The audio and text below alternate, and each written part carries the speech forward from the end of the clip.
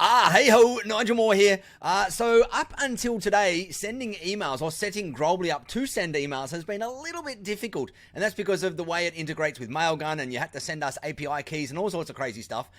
Today, that all changes. It is much easier from today to go and send emails through Growably, and this video I'm going to walk you through how easy it is. Now, the way it works is through a system called LC Email, which stands for Lead Connector Email, and that's one of High Level's grey labeled brands that they use out there. And the way it works is this.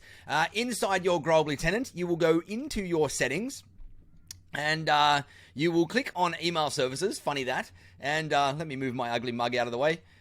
When you jump in here for the first time, you will see this message here saying, important, boost your email deliverability. Now, what this is talking about is saying that out of the box, Growably will send emails for you via a Growably email address. It'll be something like whatever at lc.growably.com. Now, you do not want to do that. Some businesses decide to do it, and especially in the consumer range space and whatever, just because they're too lazy to go and set up an email domain for sending. Now, you're all MSPs, and so you know exactly how to set up SPF records and DKIM records and DMARC records very easily, and so this process is super easy for you. So do not use the inbuilt lc.growably.com, LC again stands for lead connector, domain in there. Set up your own dedicated domain. So we're going to click that button, create dedicated domain, when we go in there, and you're going to pick whatever you want as your dedicated domain. You could use your top level domain. It could be the techtribe.com or yourcompany.com if you know and are very well versed in marketing emails. Now,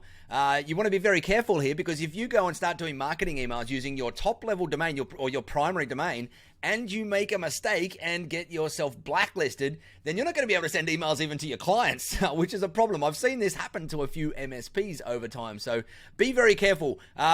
Most of the time we recommend, and most companies recommend, sending marketing emails from a different domain or a different subdomain than your primary domain. So you could use it as something, you could set up a primary domain like the Tech Tribe emails, or the Tech Tribe marketing, or tribal marketing, or something like that.com, or you could use your main primary domain and do a subdomain. This is more common, is to do the subdomain, and you could do something like email.thetechtribe.com. So all your marketing emails will come out of that, so that if you make a mistake when you're doing your marketing and you get blacklisted by Google or Microsoft or one of the big email players, you're not going to affect your primary domain where you're talking to your clients backwards and forwards all day, every day.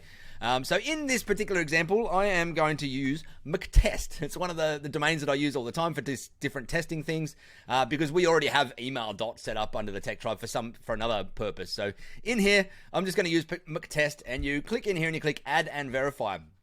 And you'll see, it's because I've already set this up.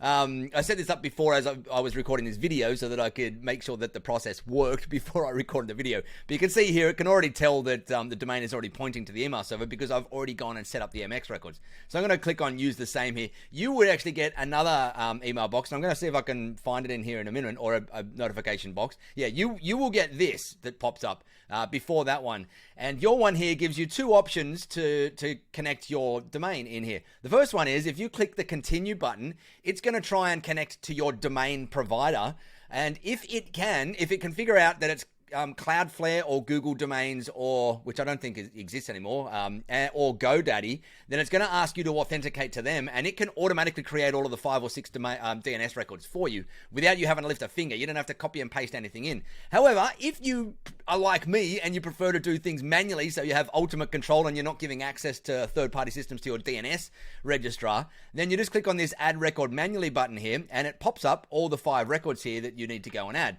And all you do is you just copy and paste these over into your Cloudflare or your GoDaddy or whatever you're using, or Namecheap or whatever you're using for your DNS records.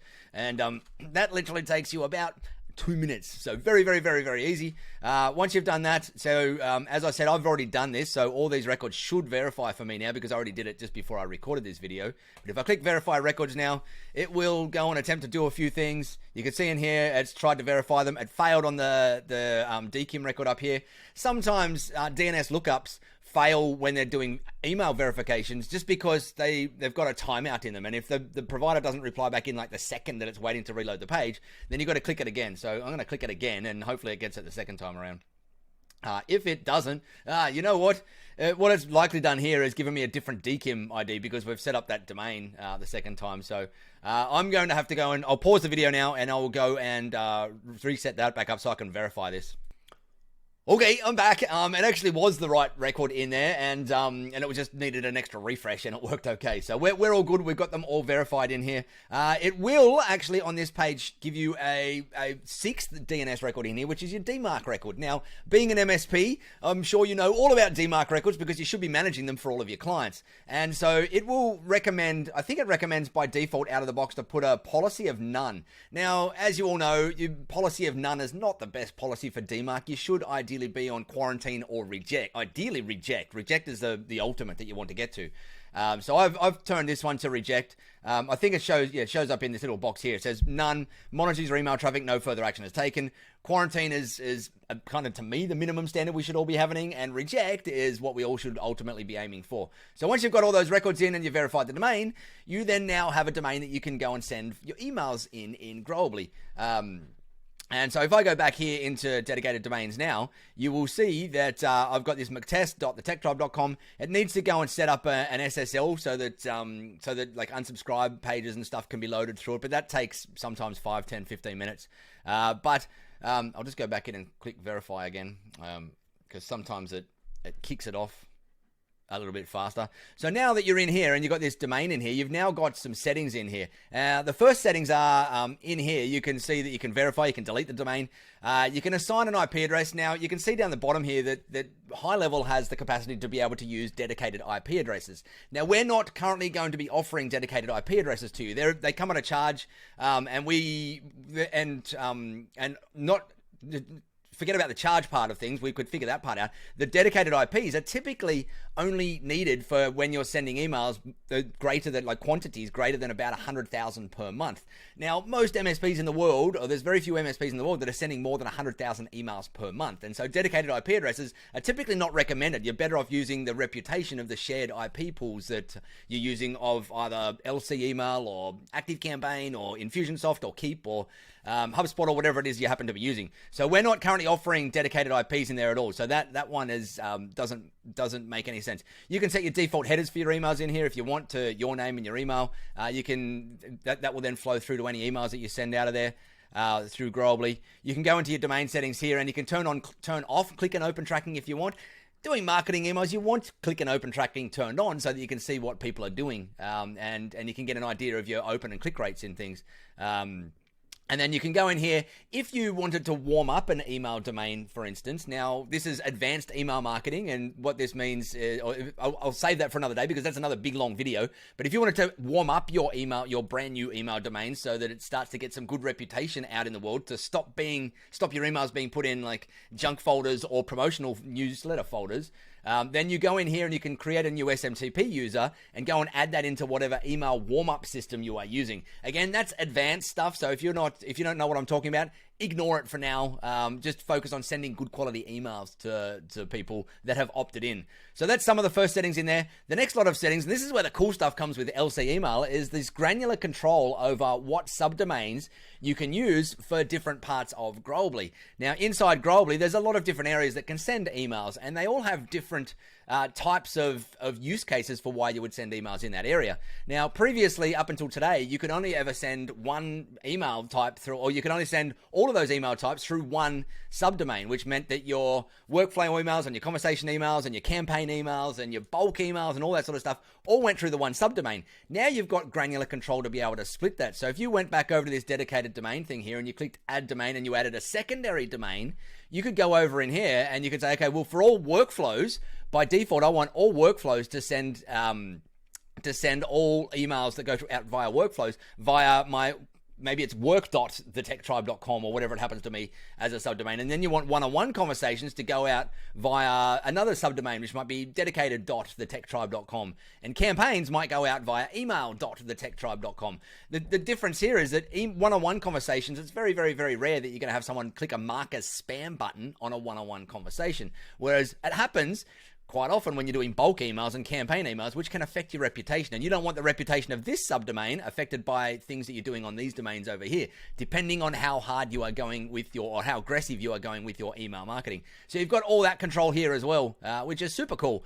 So that's how to send emails. Once you've got it all configured, then you can just go in and start sending emails. You can go into the conversations view here, and as long as I've got no contacts in this particular Growably tenant here, because it's a brand new test Growably tenant, but if I had some contacts in here, I could click on a contact, I could send conversational emails directly backwards and forwards to them in there.